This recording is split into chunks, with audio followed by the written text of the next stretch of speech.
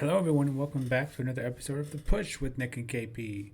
We are back once again to bring you a weekly recap episode, this time of Monday Night Raw, which took place on January 19th in Belfast at the SSE Arena.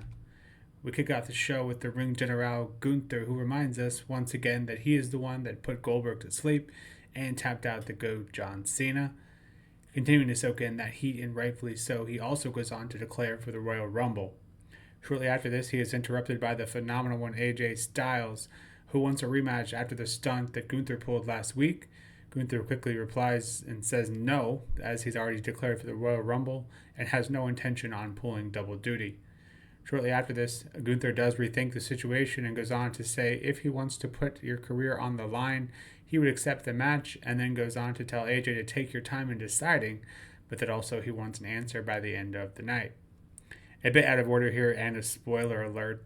AJ does end up talking to his wife later on, and then goes on to tell Adam Pearce that he does agree to the terms set up by Gunther earlier. So it is official for the Royal Rumble. It will be AJ versus Gunther, and if AJ loses, he retires. Getting into the first match of the evening, we have Maxine Dupree once again getting her rematch against the man, Becky Lynch, for that Women's Intercontinental Championship. This one is going along nicely. The ending kind of coming when Becky ends up removing that turnbuckle pad, and both women avoid that for as long as possible until Becky gets face to face with the exposed turnbuckle. Maxine looks like she might have won back her Intercontinental Championship, but Natalya, who is on ringside with Maxine, ends up putting Becky's foot on the rope, and Becky quickly thereafter hits a manhandle slam to get the win, and still your Women's Intercontinental Champion. Obviously, the big surprise here being Natalya, who has been training Maxine this whole time, has now suddenly turned heel, and I feel like you've seen this so many times. I don't feel like it was super surprising. It just kind of had Dyer just kind of always has that kind of natural heel energy, at least to me, even when she is a face. But after the match, Natalya puts a pretty good beatdown on Maxine, which ends with Maxine getting put in a sharpshooter and tapping out. Although this obviously has no effect on Natty, so it'll be clear. It'll be interesting to see how that feud kind of goes on from here. Yeah, I don't know. I assume Maxine will come out on top there, but it would be nice to have kind of one last run for Natalya.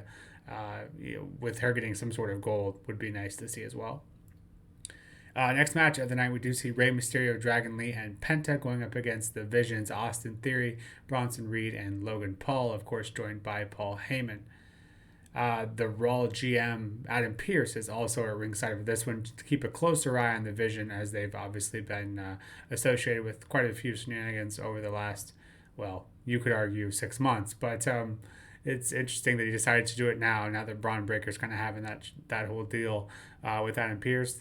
Had he done this a long time ago, maybe we wouldn't be used to these shenanigans that we have been. But regardless, I was looking forward to this match for few reasons actually. The Vision wasn't the main event, so that's always nice to see.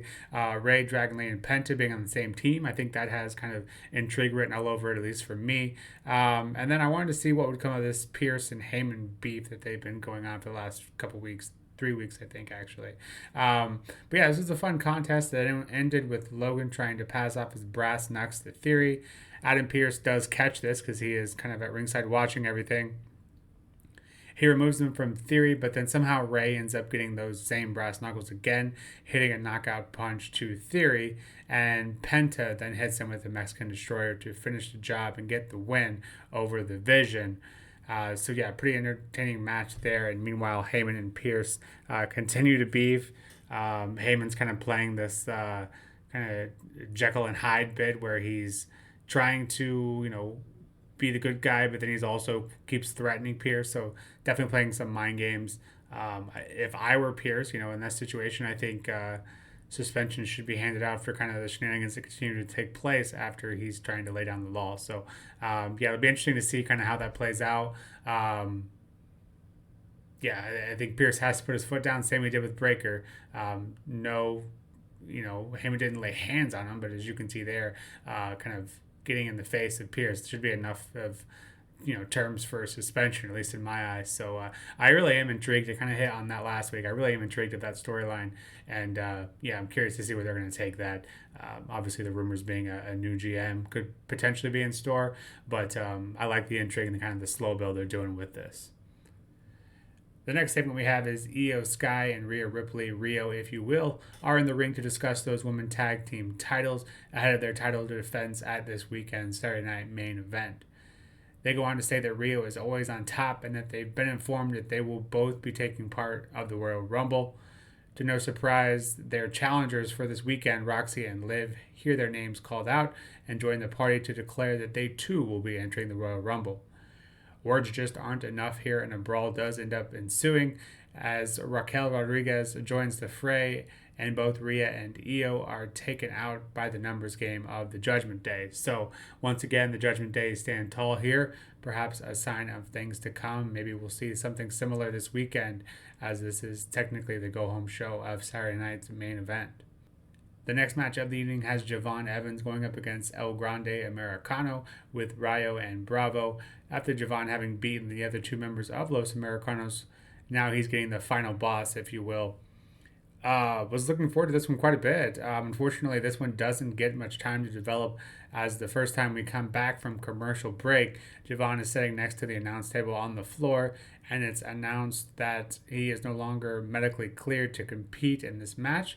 And that's kind of all the information we get. Yeah, I think it was. I think it was legitimate. I hope it's not. I didn't really get much when I looked it up, but the only thing I kind of saw was that it was just kind of precautionary. But hopefully that is the case, and if it's not, hopefully a very, very speedy recovery for him. We then get into our main event, which has Finn Balor going up against CM Punk for that World Heavyweight Championship.